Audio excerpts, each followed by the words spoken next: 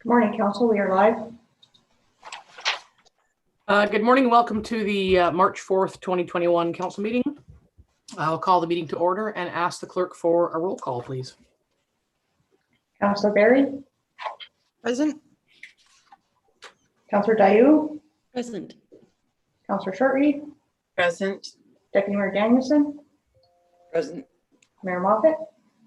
Present. Thank you. May I have a mover and a seconder for the approval of the agenda? Councillor Berry, Councillor Dayu. Moved by Councillor Berry, second by Councillor Dayu. Be it resolved that the March 4th, 2021 Council meeting agenda be approved as circulated. All in favor? It's carried. Thank you. Are there any disclosures of pecuniary interest today? Seeing none, don't really have any remarks, so we'll ask for a mover and a seconder for the adoption of the previous minutes, please. Councillor Shortreed, Deputy Mayor Danielson. By Councillor Shortreed, second by Deputy Mayor Danielson. Be it resolved that the following meeting minutes be approved as circulated. February 18th, 2021 regular Council meeting minutes. February 18th, 2021 public meeting minutes. February 22nd, 2021 special meeting minutes. February 23rd, 2021 special meeting minutes. All in favor? Carried. Thank you. Sorry.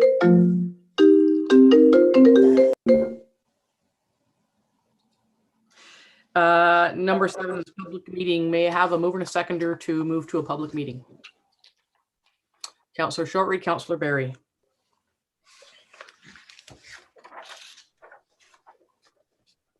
Moved by Councillor Shortreed, second by Councillor Berry. Be it resolved that Council adjourn its regular meeting at 9:01 a.m. in order to proceed into a public meeting for zoning bylaw amendment application AHZBA 00121, part of lots 11 and 12, concession A, geographic Township of Sherburne, PUN. All in favor? Carried. Thank you. And we'll bring in Mr. O'Callaghan.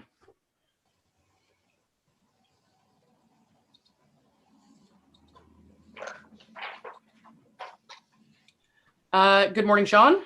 Good morning. I believe we don't have anyone joining us today for this portion of the meeting. So if you would like to take us through the application. Sure. So this property is located on Wren Lake. It's currently zoned shoreline residential 2 and designated waterfront under the official plan. Council at its regular meeting held September 3rd, 2020, recommended approval of the proposed consent application to accommodate a boundary adjustment between 2 adjacent lots. The end result will continue to be 2 properties, each with existing structures. The zoning bylaw recognizes that a lot addition to an existing undersized lot shall be deemed to comply with the minimum frontage and area requirements of the zoning bylaw. In this case, the benefiting lands will be deemed to comply. However, the retained parcel will require a zoning bylaw amendment to recognize the deficient lot area and frontage. This was attached as a condition to that consent, and this is the application coming forward to fulfill that condition. The zoning bylaw amendment application ZBA 00121 will rezone the proposed retained lands from shoreline residential 2 to shoreline residential 2 exception 55 to recognize a reduced frontage of 30.1 meters, a reduced lot area of 0.18 hectares, and to recognize the principal and accessory buildings existing as the date of the passage of the bylaw. Notice of the rezoning was advertised, posted on the property, circulated to all property owners within 120 meters of the subject lands, posted on the township website, and circulated to all prescribed agencies. No written objections have been received to date, and staff are recommending the zoning bylaw be approved as circulated. Thank you for that. Are there any questions from council on this one? Okay, and there's no one joining us, so we can just, if I can have a mover and a seconder to, Madam Clerk, do you want to do the bylaw first, or do you want to go back into public? I'm sorry, I've lost my way there. We'll just go back into the regular meeting of Council and then do the bylaw. Do the bylaw in open, okay, or in regular. May I have a mover and a seconder to resume the regular meeting? Councillor Shortreed, Councillor Dayu.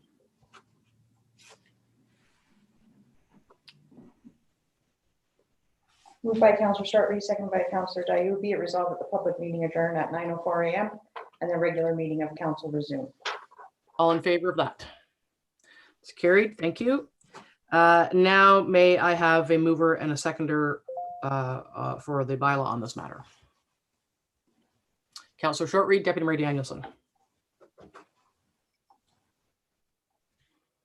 By Councillor Sharply, seconded by Deputy Mayor Danielson. Be it resolved that bylaw 2021-19 being a bylaw to rezone lands located at part of lots 11 and 12, concession A, geographic township of Sherburne, application number AHZBA 00121, applicant plan be received and read a first time, considered read a second and third time, and finally passed with the corporate seal affixed. All in favor? It's carried. Thank you. The next item of business is Parks, Rec, and Trails. So we will bring in Mr. Card.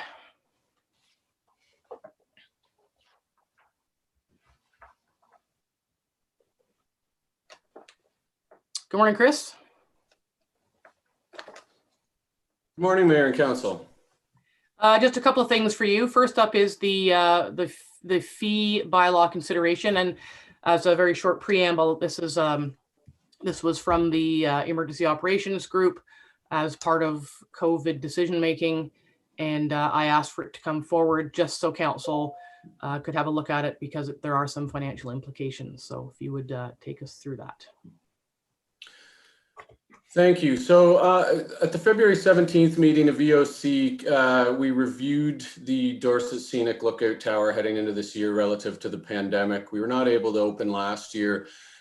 This year, the EOC has approved the tower property to open, which would exclude the tower structure. Reason being is there's complications for the structure itself relative to the requirements for disinfecting, social distancing, et cetera, and the staffing that would be required to maintain that on the tower. So at the same time, we discussed, because of course the main attraction on the property is the tower structure itself, when we open, only the Peekaboo Rock, the gift shop, and the park grounds would be available. So at the same time, we would like to be able to offer a discounted rate in the form of 25% on all of the posted fees for the tower for anybody attending. All of our costs for operating the tower, all of our staffing would still remain the same. And this would allow us to get some people through the gate, where last year we still had costs associated with managing some of the traffic around the tower in the form of OPP traffic control, et cetera, without bringing in any revenues. So if I may, Mayor, before I go to the water trails portion, if you want to see if there's any questions on that. Yeah, thank you. That is how I would prefer to address it. So looking for thoughts from council. I mean, as we know, it's an EOC decision. This is just being brought forward as a courtesy, but by all means, if there's anything that anybody has to say, I see two hands, Deputy Mayor Danielson and then Councillor Dayu. I'm just wondering if, because I see the tower as being the primary, I see the way Chris has got it divided up into the different attractions that are there, but really the tower is the greatest attraction. I looking at it and I almost think that maybe we should be doing a 50% reduction or 40%, something a little greater than the 25. I wonder if the EOC would maybe think about that. I mean, yes, if council would like the EOC to revisit these things, it can. A lot of discussion does go into these decisions, and as Chris has pointed out, is that we are still bearing, if it's open at all, we're still bearing 100% of the costs, yeah, even though not 100% of the assets are available for the public. So that's still a lot better than last year. Well, anyway, that's 2 cents worth. Yeah, fair enough. Councillor Dayu. I absolutely had the same thought as Deputy Mayor Danielson, so I won't repeat that. My additional thought to that, however, is the question, if we were to shut down the tower property during peak leaf season completely, could that not offset the need for OPP control? Because that OPP bill is pretty steep. So if we just shut it down and put up big old signs saying, no stopping here, there's nothing to see, move on, folks, could we be saving ourselves that bill? I mean, I think Chris can speak better to this. There was still a bit of a circus at the tower last year when it was closed. So that's the point, is trying to figure out what's a reasonable percentage reduction for the public's benefit, knowing full well that we still are going to have to pay, 30 grand for the leaf season management, even if it's closed, because we did last year, because the message just doesn't seem to get out there. And Chris, I think you have a couple of examples of, were there not some charges laid last year for trespass? Was that last year? Go ahead, please. There were, yes. And we had road barricades in place. We had numerous signs in place. And we still went the course of having OPP on site on what are typically those busy weekends, because people were still lining up, and people were not showing much regard to the signage and the blockades, et cetera, that were in place. And yes, there were instances that trespass charges were laid by the OPP. So the EOC has committed to looking at the fall color traffic management relative to the pandemic as its own discussion. But if it's open or not, I would still recommend to council that we would have OPP traffic control there. So I guess the question then is in terms of the asking the EOC to think about a different reduction. Sure, absolutely, we can do that. Just keep in mind that there are no reduced revenues, or there are reduced revenues because there aren't really so much reduced costs, because staff still have to be there. But that's fine. We can, Angie's the chair of the EOC, so we'll definitely circle that back and take council's thoughts into consideration. I mean, people were upset last year, completely understandably, that the tower wasn't available to them at all. I guess the EOC was thinking that after a year, when everybody's really, really tired, and it's to try and give something. But absolutely, we can. It can go back for reconsideration. Councillor Dayu. A question to Mr. Card. With your experience of the busy season, I wonder if you could give us a bit of context on how many people typically like to go to that property without going up the tower. Do you think there would be enough of a market of folks who don't mind just seeing Peekaboo Rock and just going to the gift center and paying a fee to do that? If you could just give us a sense of numbers, that would be great. It's almost impossible to predict the numbers.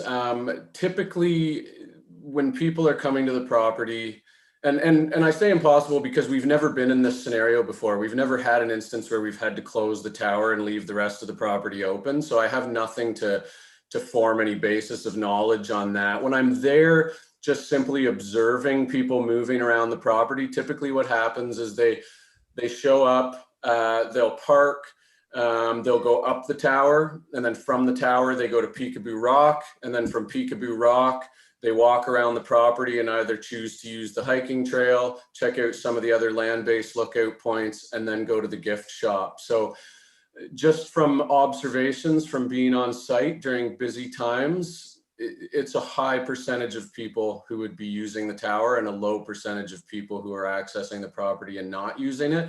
What the market would be when the tower is not open, that will be yet to have been seen. But I suspect that there will be many people who would still enjoy just looking at the Peekaboo Rock and the land-based lookout points, which are still quite spectacular. But it will be yet to be seen. I saw the CAO's hand there, Angie, and then I'll go back to Liz then. Just to add to what Chris has said is, and something that the EOC considered as well, is that it will allow people to access the water. So lots of people have just an annual subscription because they just use it to get water. And we will have the water fill up station at the Dorset Rec Center up and running by then, though, won't we? So even if the tower property wasn't open, there's still this year we put in a water opportunity right down in town. So there's that as well. Mhm. But there are people who they'll go and get their water and then have a little look around on a pretty day. So it's it's not. It sounds like it's a really simple decision, but it's not, because you're trying to do something good for the public and give them a break. Of course, we know that these days, no matter what you do, you can say, "Here's a free puppy," and you'd get in trouble for it. So, Liz, you had your hand up. Yeah, I'm certain that Chris has got this under control, but we would put some kind of signage at the entrance to let people know that the tower itself is closed, so they can make a decision before they come in. Yeah, so this would have to be very clearly communicated. We would put it on the tower website. We would put signage at the access point, or sorry, the entrance to the driveway. And I would have the staff at the gatehouse explaining that to people before they even take their funds. Yeah. Right on.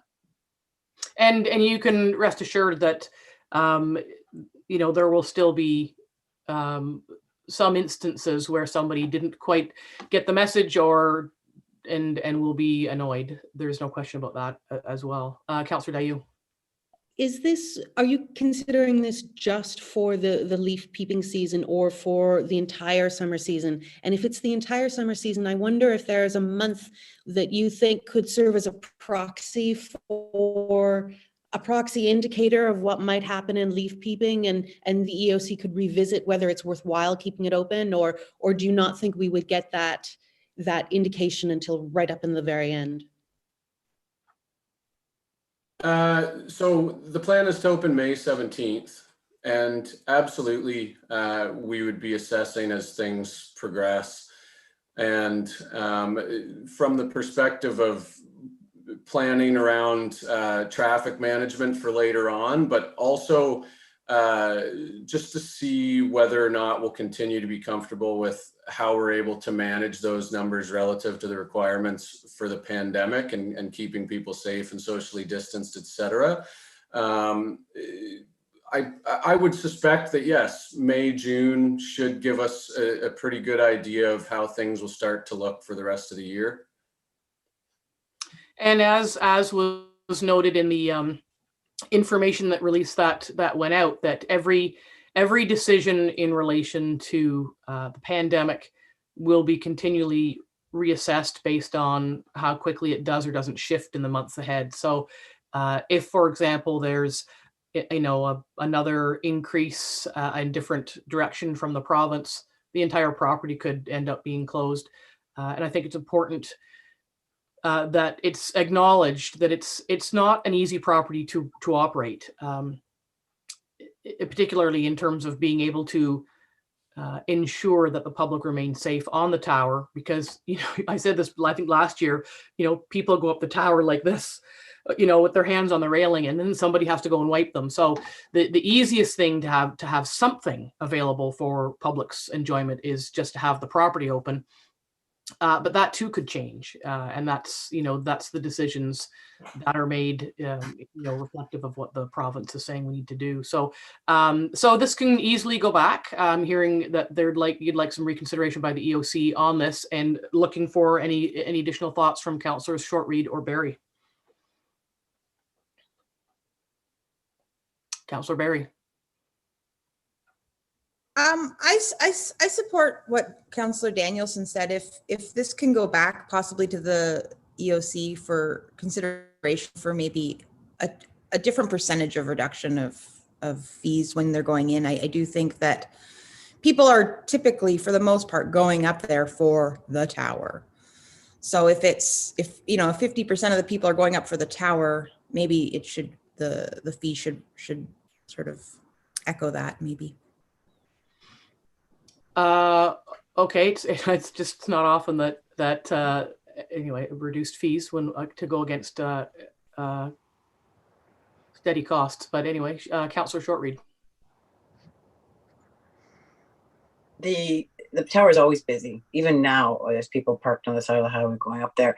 But I'm either way, the reduction, the fee to get in is minimal, so the reduction is minimal either too, right? Like we're talking cents almost, right?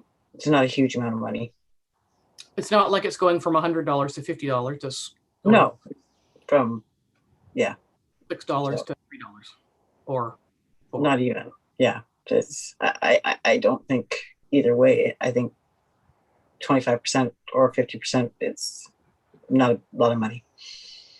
No, it's not. Okay, well that's good. Then that can go. The EOC can revisit that. And having heard council's comments on it, and we will go from there. And the campsite cancellation and the refunds. This is exactly the situation that occurred last year and is just being implemented the same. So, Chris, do you want to talk about that?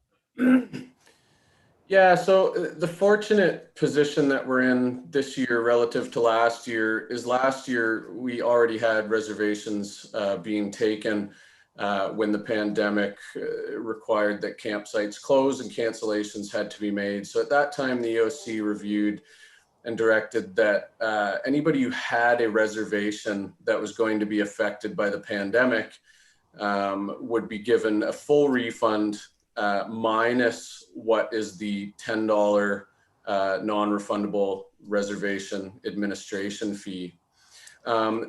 Typically, and what our fees bylaw says is the cancellation policy is if they cancel more than a week in advance, they get a 60% refund. Less than or equal to a week in advance is a 40% refund.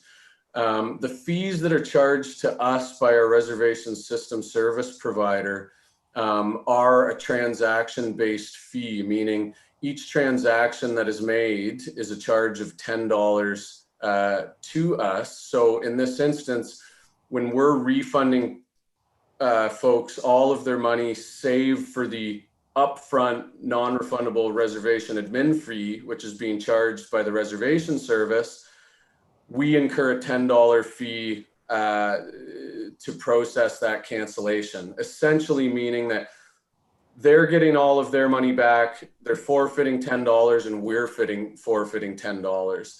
The EOC looked at this again, heading into this season. We're not taking reservations at the moment, and we'd like to start, and what we've been communicating is that we're going to start taking reservations on March 29th. The timeline with council here and the notice requirements and then bringing the updated fees bylaw back for final passing at the next council meeting gives us just enough time to have this in place by March 29th, which would then allow us to be able to communicate it to folks before they make their reservations so that they can make an informed decision. Whereas last year, unfortunately, based on the circumstances, everybody was taken by surprise. It was out of our control. It was at the provincial level, but they were still forfeiting the $10. People felt that had they have known that up front, they may have chosen otherwise. So we're in the position of being able to communicate that this time, and looking for any thoughts from council. Councillor Dayu? Yeah, I think being pre-warned is everything. You know, it's a legitimate cost. And if people just know that it's there, they can make their decision. I think it's a great way forward. Okay, anything else? Lisa Berry? I support what Chris is saying, absolutely. Okay, may I have a mover and a seconder for this report? Now, Dawn, are you changing anything on that? Yes, I've just changed the recommendation requesting the EOC to revisit the fees regarding the operations of the property, Dorset Tower property during the pandemic. Okay, Did I see a hand up there when I was looking up at Dawn? Oh, Deputy Mayor Danielson. And it was just to move the motion. Oh, okay. Can I have a seconder then, please? Lisa Berry. Moved by Deputy Mayor Danielson, seconded by Councillor Berry. Be it resolved that Council receives Park Recreation Trails Report PRT 00321 regarding COVID-19 fees bylaw considerations, Door 16 Lookout Tower fees, campsite refunds submitted by Chris Card dated March 4th, 2021. And that Council requests the EOC to revisit the fee reduction associated with the Dorset Scenic Lookout Tower operations during the COVID-19 pandemic. All in favor? Is carried. Next up for you, Chris, is volunteer recognition. And I just have a little preamble there. I saw this on the agenda and I said to the CAO, why is this on the agenda? Committees haven't been meeting. And so I thought I was losing my mind. Actually, Angie thought she was losing her mind, but she did go back and look at the last meeting, and we did ask just to have this float by again to make sure that we are still okay with the current process. There isn't an awful lot to be done, but because it's a bit slower time now, it might be the time to reconsider this approach. Admittedly, there's been some challenges with the volunteer recognition in terms of, some people appreciate one thing and other people appreciate a different thing, and times and people change. So I've got a couple of suggestions, but I'll let Chris take us through his report. Thank you. So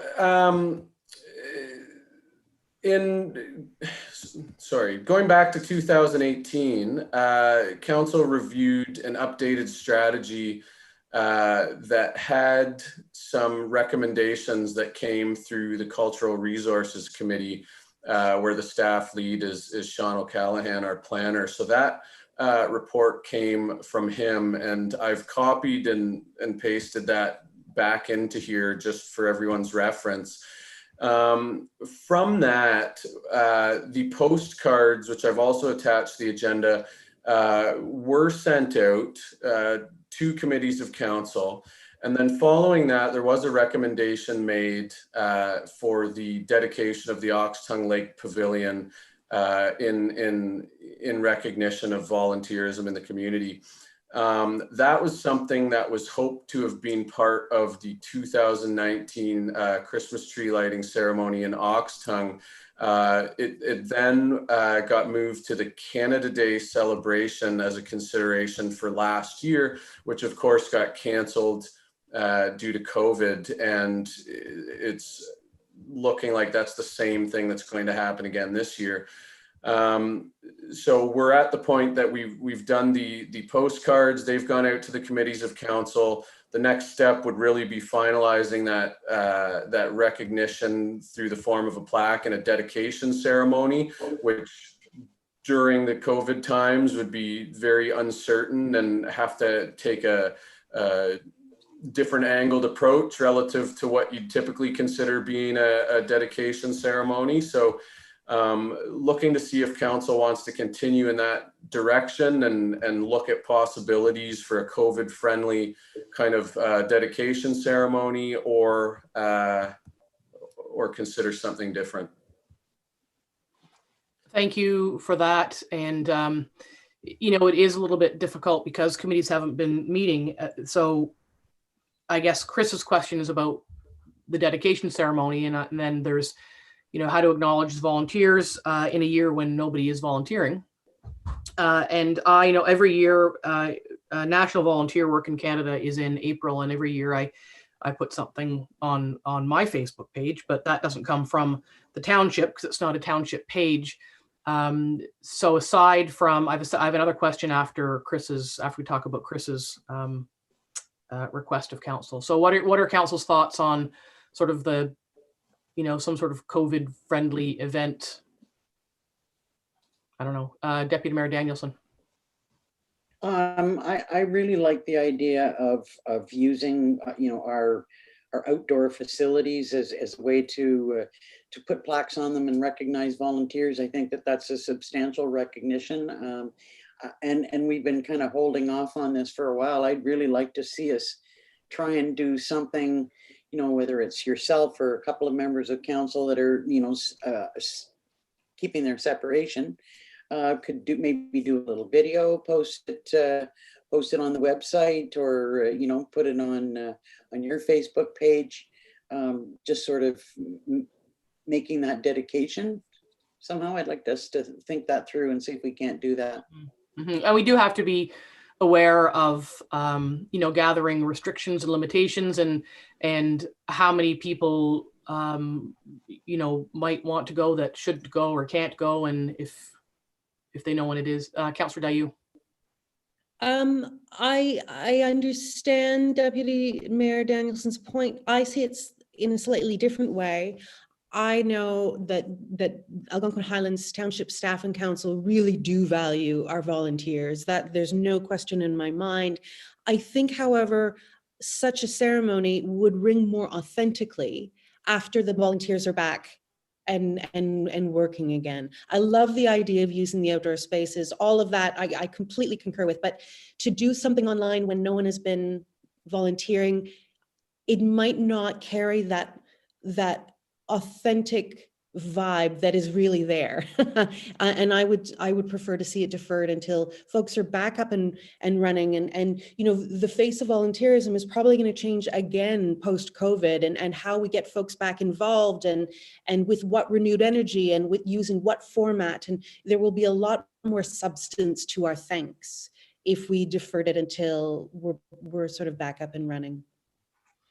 Yeah, I don't disagree with that at all. You know, and given that where the dedication ceremony on behalf of those folks is supposed to happen is your ward, certainly would defer to your thoughts on that. And I think you make a good point that we could hang on to it really, and sort of make it the first big party.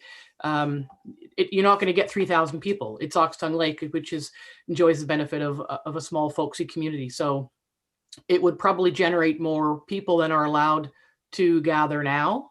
And I can see there being challenges with saying, well, you know, well, the video would get it done, and could help, you know, foster some goodwill now. But I see value in both of them, but I think it would be easier to manage if we wait until, as Councillor Dayu has said, wait until it's sort of the first big thing we do when we're allowed to.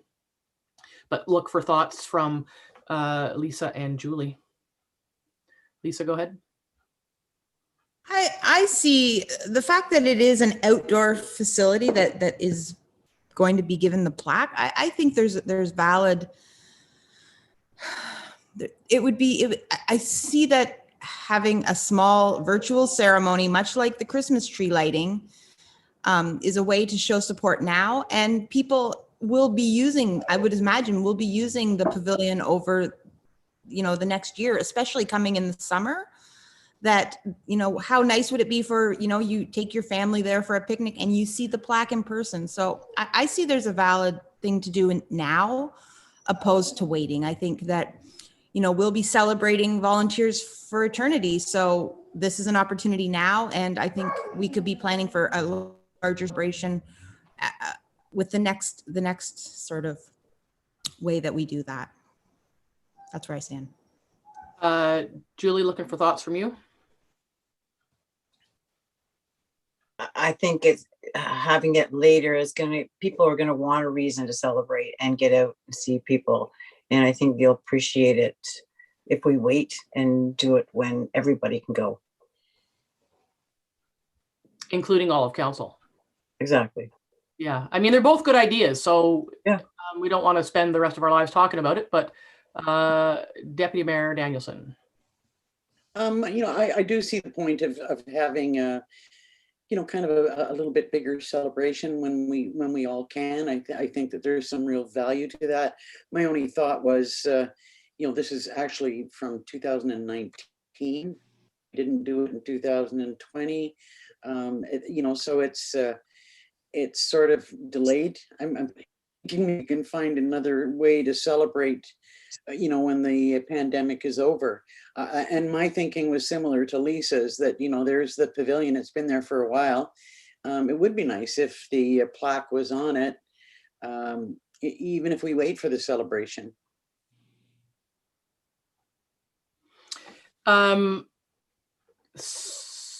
So what would you like to do? Lisa? I see that as doing both, putting up the plaque now, recognizing that we can't meet, and that we plan a meeting when we can. So I sort of seeing it as both. You plan it for later, but also recognize it now. Okay, so that sounds to me, Chris, like there's going to be a small video something, and then we'll, like the Ooze of Whoville, we will clasp hands and sing around it when we can, is what I'm hearing from council. Sure. Okay, so we can do that. So what I wanted to ask is, in light of the volunteers, a lot of volunteer work being suspended, and there is a report coming forward about that to get that moving again. Volunteer work is in the middle of April, and I thought I might, on behalf of council, craft a letter just thanking our volunteers for their patience throughout the pandemic, and we know that they're hopefully waiting with bated breath in the wings to get back to what they do to help make the community so great, and that could go out to our committee chairs with the request for them to share it with their members, because I don't believe, sadly, that we have a complete volunteer list to be able to send it directly. Councillor Dayu. I like that a lot. I think that's quite meaningful, because we can, again, legitimately say, wow, we feel your absence. You know, the Environment and Stewardship Committee, we were supposed to be well into our plastics reduction strategy by now. You know, the signs with the Heritage Committee, there are any number of things that we've not been able to progress because we can't meet. So to say, we really miss you and we feel your absence is, it does ring true. It's a legitimate sentiment, and it's worthy of sharing. So I really like that idea. Okay, so we'll aim for that to be out. Hopefully that folks will receive during Volunteer Week, and there are lots of tools around that through Volunteer Canada. So yeah, thank you for supporting that. I think that's something that's definitely of value. Okay, Chris, do you have what you need for this? So we'll be working towards putting together a video type ceremony with a plaque. So I'll be working I'll have to reach out to councillors to just get some interest, or sorry, not interest, but sort out involvement for how we're going to have people there, etc. So the portion of the plaque, it's not something that has been drafted or designed yet. Would council want to see a design come back?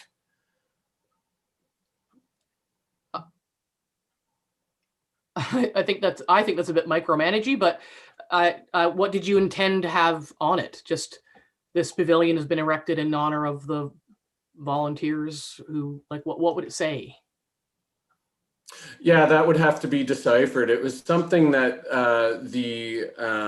the committee had planned to be working on, and so obviously without them meeting, that hasn't been able to happen. So I would have to craft something, and I haven't put any thought into that as of yet. But yeah, so it would be something probably along the lines of recognizing the volunteers in the community. And I feel a bit squidgy about having the volunteers craft their own plaque wording. I would think so I'm circling back to what you said. I think that wording needs to come from council. And honestly, I have a problem with volunteers crafting their own thank you note. They shouldn't have to do that.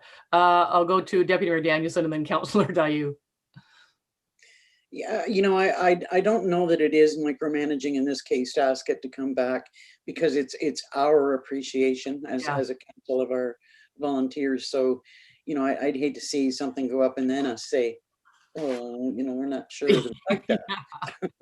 Yeah, I agree with you. And I think I didn't think that through well enough. Councillor Dayu. Same point. Thank you, Liz. Good job. And I would think in terms of who goes there, it would be definitely be Councillor Dayu as that ward rep, and probably me as the mayor. And not dissimilarly to, nothing's really changed since Christmas. We didn't all gather in one place to sing around a tree. So if we're going to undertake these pandemic related outdoor things, we should probably have a relevant staff person, if there is one, and the ward rep or reps, and then head of council or designate if there's a conflict. So that would probably be the way to go during this time. Okay, good job. Anything else on this particular issue about volunteers? Deputy Mayor Danielson. Please don't shoot me for this. You know what? I'm not really enthused about the where we landed with the letters and the postcards. That's not what I thought you were going to say. Yeah, I'd really like us, or for it to be somehow reconsidered. And I know that it kind of went around and around. It was a difficult thing to land on, but to me, somehow it just doesn't quite cut it. Although the signs, putting plaques on our facilities or structures that we put up in our recreational areas, I really do like that idea. But anyway, I just putting it out there. I don't disagree. And I think it's a conversation that we can maybe not for today, because it requires a bit of conversation.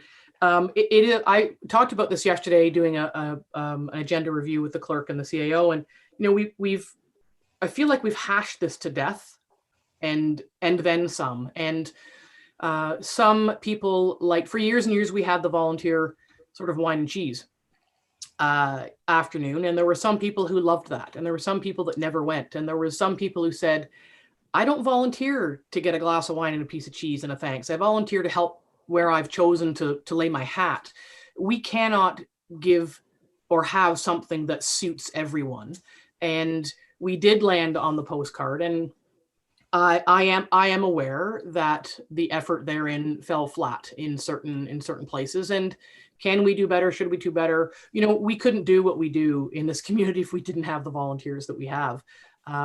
So at the risk of being bludgeoned with it again, we could revisit it. We had decided it would go to the sort of newly crafted cultural committee, and then it sort of just became this giant inedible elephant. So I think we would need to simplify the process. Other communities still have events for their volunteers. Some are hugely successful, some are moderately successful. Others, yet again, have given up on those as we chose to make a shift in direction. So we'd need to prepare ourselves for a more fulsome conversation, perhaps at a later date. I hate to say we can revisit it, but we can. Absolutely. Councillor Dayu. I agree. I think it merits revisiting. But I also think because there is a change in the face of volunteerism, and we don't know what volunteerism is going to look like in the coming few years, I do think it's worthwhile putting that conversation off until we can be sure that what we decide reflects the reality, rather than almost deciding how to thank someone for something before they've actually done it, which rings a little bit hollow. So the plaque, I think, is fabulous. I think a public thank you is often more, I don't want to say more valuable, but it really does show our thanks more than just a little private thing on the side. It's a public recognition. So I think, tick in the box for the ideas for this year. And then when we get a better sense of volunteering in future years, maybe we can revisit that then. And you made me think too, the implementation of the Bang the Table software may open up some opportunities that we're not yet aware of to make that more robust, or to do it differently or better, or in a more heartfelt way. We don't know that yet because we haven't really seen how that's going to roll out, and maybe the communications person would have some ideas around that. So I think there is much to talk about to try and get it right and suitable for our folks, sort of once and for all. Deputy Mayor Danielson. I'm just wondering if, I'm not too concerned about the timing. I don't disagree with the fact that, with what Councillor Dayu is saying. I'm just hoping that it could actually be, as we just discussed, council's discussion to have as opposed to the committee's discussion, because once again, it's a committee deciding what to do for themselves. And it's our appreciation. I wholeheartedly agree. And I think that it's this group of people who need to have the conversation and make the decision. It was always a bit, I think squidgy is the word of the day today. It was always a bit squidgy that we put on this volunteer luncheon, except that so that we could thank, staff and volunteers, and yet staff did the work. So a little bit backwards there. So, okay, good. So we can do that. So Chris, we know what we're doing now for you for the plaque, and we'll circle back later at an undecided time to talk about the volunteer some more. And Madam CAO, I am acknowledging that I'm hearing myself say that. So, did you have something you wanted to add to the conversation? Well, just around the timing. So as staff, do we assume that's once committees get back operating? And I guess we just need to know sort of, I know it's in the future, but how do we know when that is? I believe a report is coming, is it not, because we have spoken about it a number of times. There are some logistical challenges with committees meeting in terms of IT and Zoom and whether or not they're live streamed. And I believe the clerk has a report coming quite shortly about that.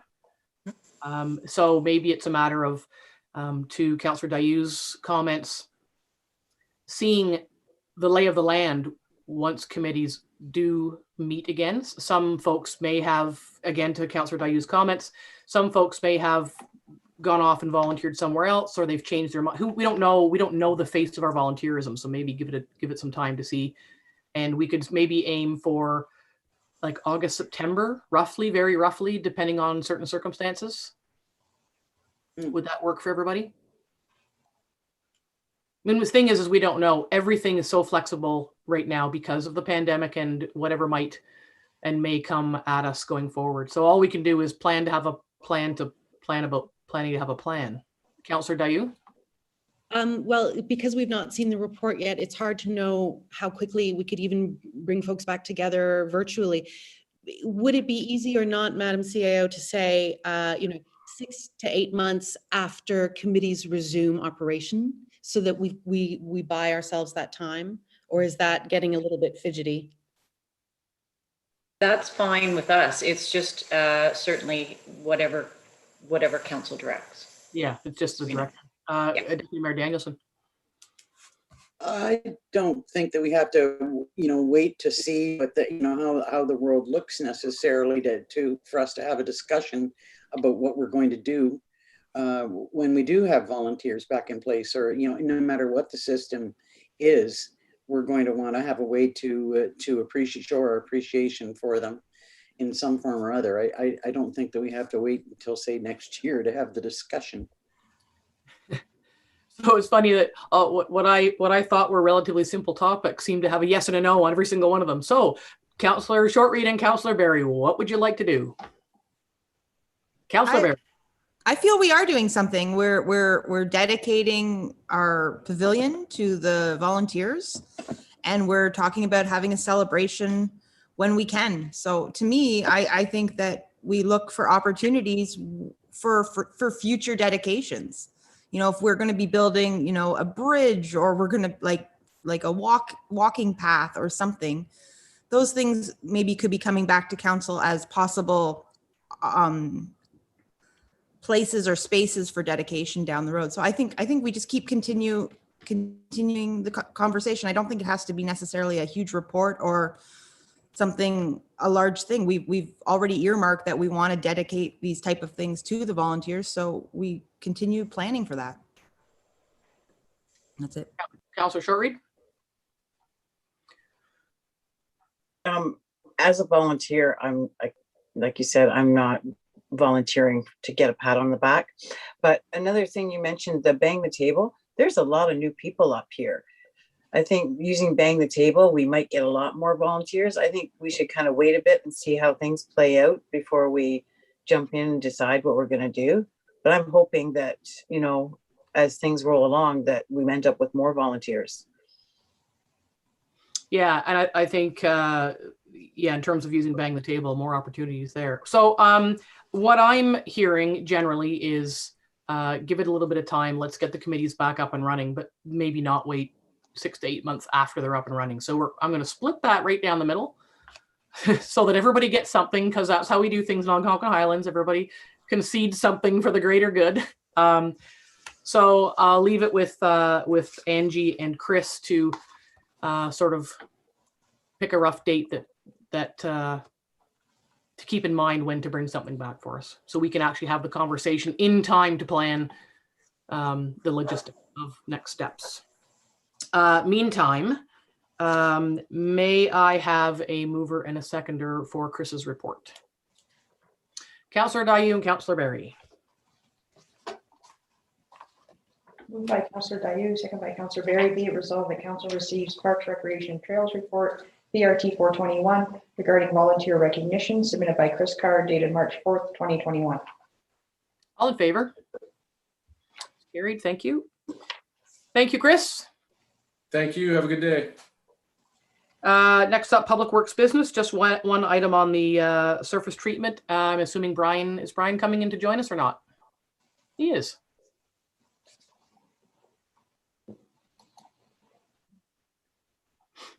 And there he is.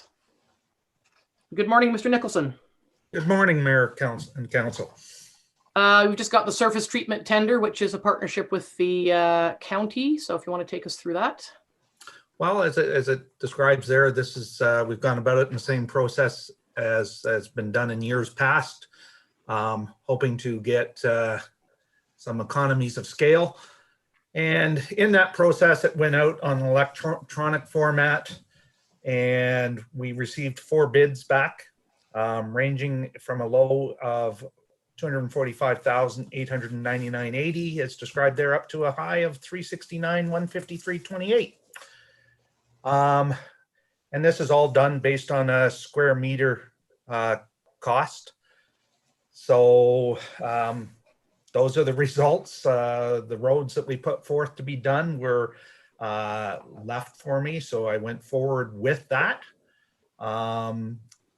Prior to this work being accomplished, the Public Works Department will have to get over all those roads, get them swept, and any spray patching that is required to fix up any surface deficiencies to make a better end product. So talking to the individuals, the tender is very sort of wide open as to the completion of the work. It's basically from the beginning of June to the beginning of September for them to accomplish their work. So the Public Works assured me that they'd be able to be ready for this work at sort of the beginning of June.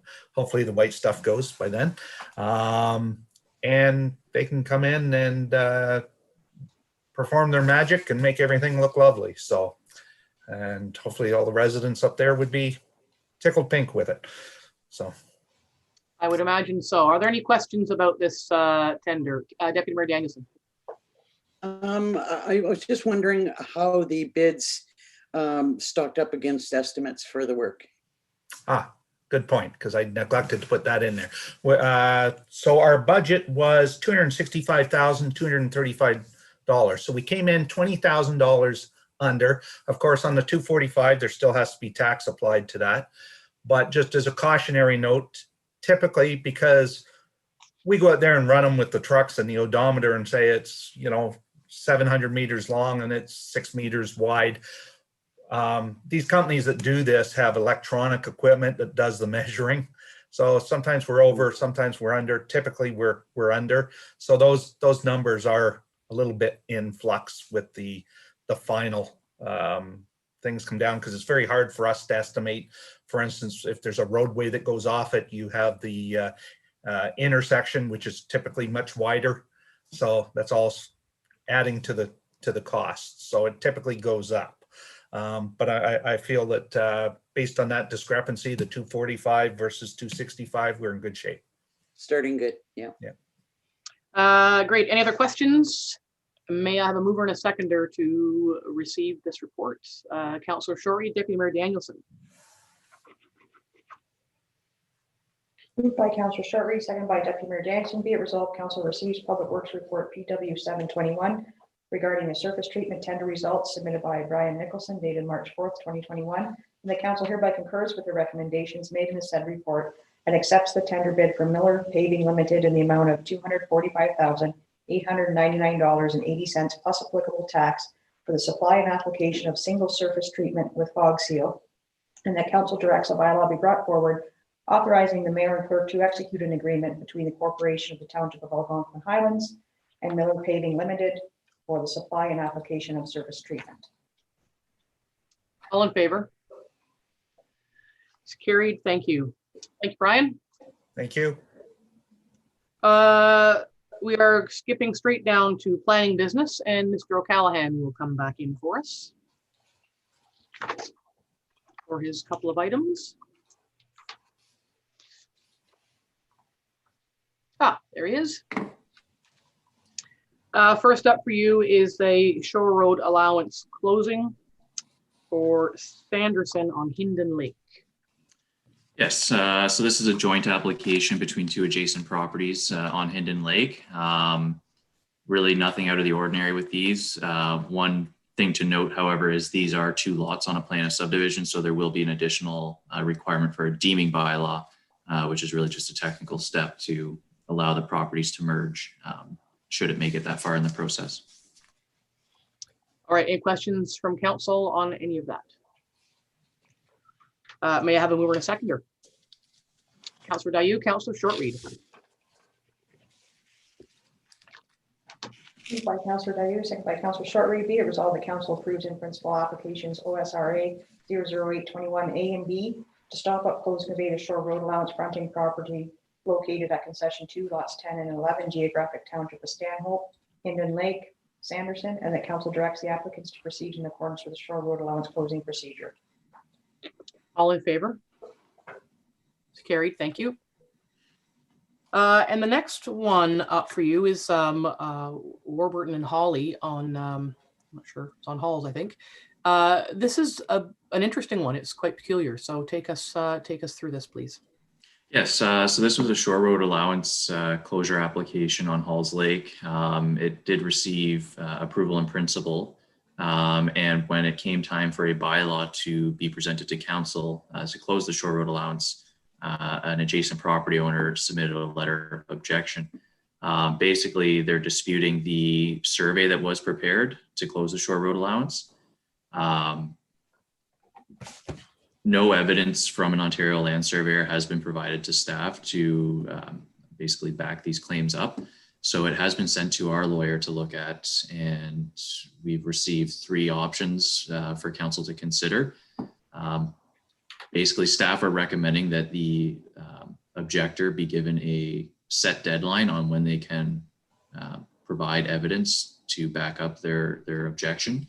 And if that cannot be provided within that set timeline, that a bylaw be brought back to council to consider closing the Shore Road allowance as originally presented. Yeah, it's a bit of a difficult one. It's definitely a dispute. We don't get involved in neighbor disputes, and it's not our role to determine whose surveyor or survey is or isn't correct. So what we have done with these situations in the past is, given it back to the folks to either provide more information and or sort it out themselves. So if we can give the objector a specific deadline and encourage them to continue conversation if they can with their neighbor, I think that seems more than reasonable. It seems very odd to me. Councillor Dayu. Thanks. Sean, when would that deadline be? When is the next gate? I was going to suggest giving them 3 months from now. So that would be June 4th to provide evidence. But certainly that's something that we can discuss further if council wishes. I think if you're going to do survey work, you want to be on the ground, not on the snow. Yeah. easier then. So I think that's fair. Is there any huge rush for this? The applicant's quite keen to have it finalized, but I mean, an objection's been raised, so I don't see any reason why we need to rush it. I think 3 months would be an appropriate timeline to have some information brought forward if there is any, and we can make a decision after that. And I think something that we haven't mentioned in the last number of meetings is there's an awful lot, and I don't know these people. I have no idea what the motivation is for their request to close the shoreline. We're seeing, all municipalities are seeing an increase in shore road closing applications because of the misinformation that's been shared around the shoreline bylaw, wherein it's been suggested that municipalities are going to stop selling shore road allowances, and that is, I don't think Deputy Mayor Liz and I are at County Council, and while that was one line in one report of many, there was no traction for that. But there's been so much information circulated to the contrary that there's been this run on purchasing because people think they're not going to be able to. So if that is why these folks are keen, then a few extra months isn't going to matter, because as far as I'm concerned, no one's going to stop selling shore road allowances. So, and other than that, I don't know what else would feed into being keen to get it done, other than, just the usual excitement of owning a piece of land. Deputy Mayor Danielson. My first inclination was that this was a dispute between landowners and just to defer it until they resolved it, rather than getting into the midst of it. But I like the idea now of giving them till the date that Sean's suggesting. I think that's enough time for the snow to go. And if the objector can't come up with solid information to back his claim, then they should be able to go ahead and acquire the shore road allowance. Mm-hmm. I think the thing we do need to be careful, though, I support that completely, is making sure that we don't get, the objectors' survey results, and then we are expected to be the arbiters of that, because none of us are surveyors. So we just need to be careful that that's not where that goes. Councillor Barry. I completely support what Sean is saying. My only thought is, and again, because I'm not a surveyor, I do wonder if just with COVID, if 3 months is enough. If most survey work is typically done in the spring, is there going to be a backlog as soon as the snow goes? That would be my only consideration. Like, to me, it sounds like totally reasonable on a normal year, but there's that to consider as well. I was going to say, I think we were all reasonable enough people that if there is a tremendous backlog and the objector simply cannot acquire the services of a survey, they would convey that information to us in good faith. It wouldn't be that the June deadline means that a sinkhole opens up. That's just the impetus to get them going. But we also wouldn't want the potential for delays to just be one reason to be slow in getting that work done. They have to get the work done. So, but all good points. So Sean, did you have something you wanted to add there? That's exactly what I was going to say. Okay, great. Okay, so I'm hearing concurrence with the recommendation. So may I have a mover and a seconder for this report? Councillor Barry and Councillor Dayu. Moved by Councillor Barry, second by Councillor Dayu. Be it resolved that Council acknowledge receipt of report PL 1521 regarding the proposed shore road allowance closing fronting property located at part of Lot 15, Concession 8, Geographic Township of Stanhope, Warburton, Holly, Halls Lake, submitted by Sean O'Callaghan and dated March 4th, 2021. And the Council directs staff to provide the adjacent landowner a reasonable deadline to provide evidence from an Ontario land surveyor which supports their objection, and that should no evidence be provided before the expiration of the set deadline, that a bylaw to close the shore road allowance in front of the subject lands be brought forward to Council for consideration. All in favor? Carried. Thank you very much. Thank you, Sean. Thank you. In terms of external boards, of course, we're not much is going on. Item 16E, the CPAC, I've switched that to the Safety and Wellbeing Plan. as the chair of that advisory committee. The kickoff meeting is happening shortly, and then the advisory committee will continue from there. So I think I've said before, this is a direction from the province, the development, maintenance, operation, and costs of which fall to municipalities. So we don't know yet what those costs might be.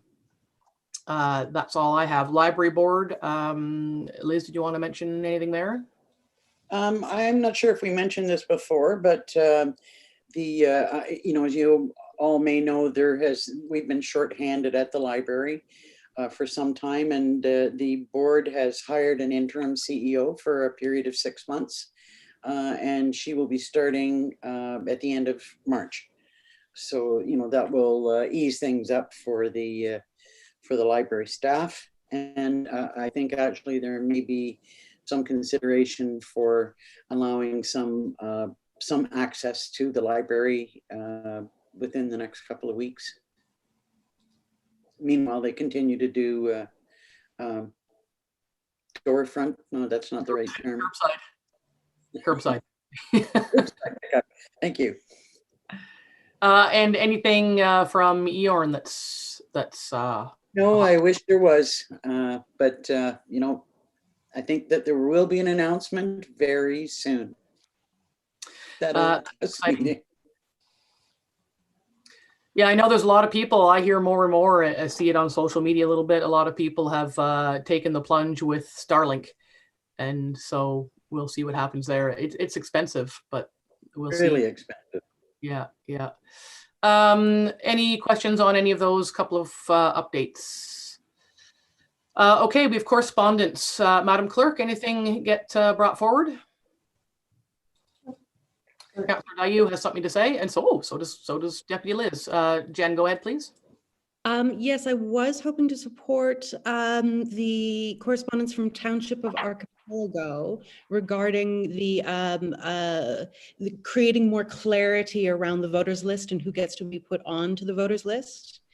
We had reading this correspondence actually brought back a lot of great memories from my days on the campaign trail when I was going door to door, and I had these little postcards, and whenever I couldn't meet someone because they weren't at the cottage, I would, you know, write a little note on the postcard and pop it in, and, you know, in their door, whatever it might be. And when folks were there, I had a nice chat with them. And I realized quickly that over 50% of my chat time was dedicated to public education on who can vote and who can't vote. And there were certain things that were very easy to say, such as, yes, you can vote municipally in 2 different locations because you pay property taxes in both. But there were other things that weren't clear, such as adding adult children to the voters list, those sorts of things. And I would encourage them to go to all the right websites to find that information. And I almost nightly would go and try to seek out some of that information, but the clarity wasn't really there. So a lot of the time on the postcards and in my communication with folks, we ended up talking about who can vote and who can't. So I do support very much that some greater clarity to that language be brought forward, so that, you know, Madam Clerk isn't overwhelmed with requests for information too. Yeah.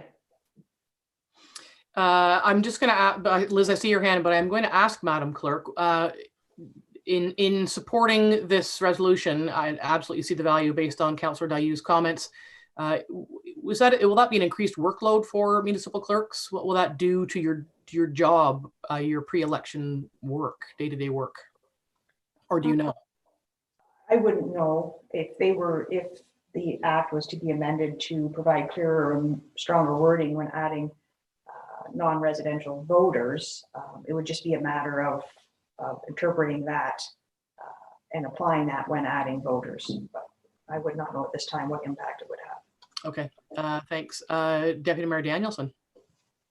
First I would apologize to the clerk because I know she likes to know in advance if we're going to recommend or support one of the resolutions. But I guess my question was going to be, before supporting it, asking the clerk if she in fact feels that it's necessary to do this review. because nobody knows better than you do.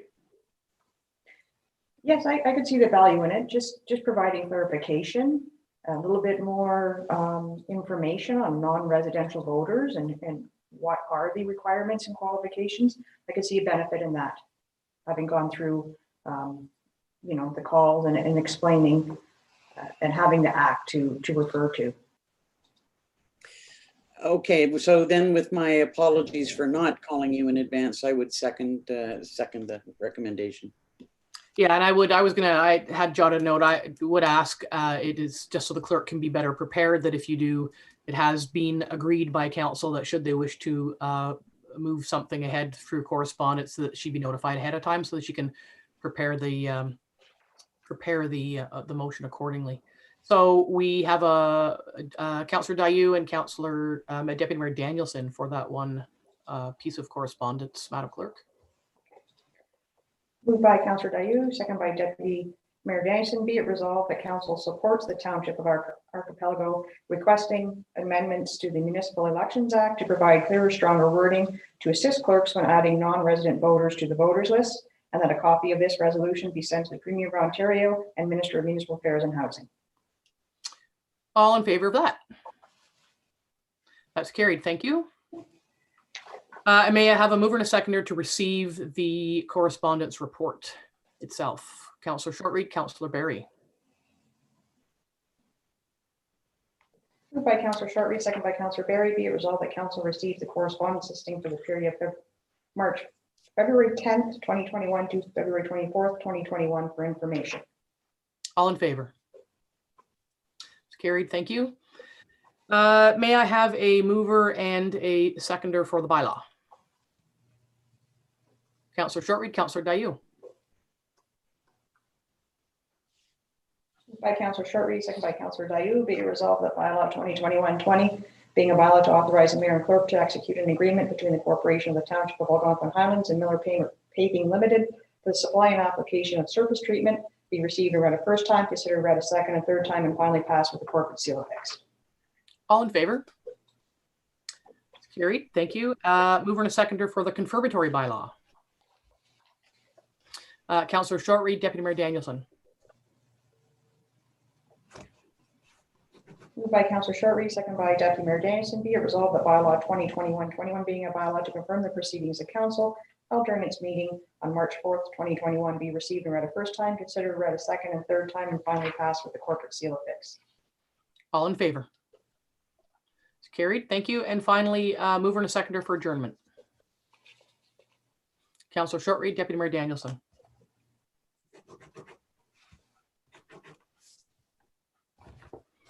Moved by Councillor Shortreed, second by Deputy Mayor Danielson. Be it resolved that the March 4th, 2021 regular council meeting is hereby adjourned at 10:12 a.m. All in favor? Thank you, and thank you for moving smoothly. This will allow staff to get to where they need to be today. So thank you very much. We are adjourned.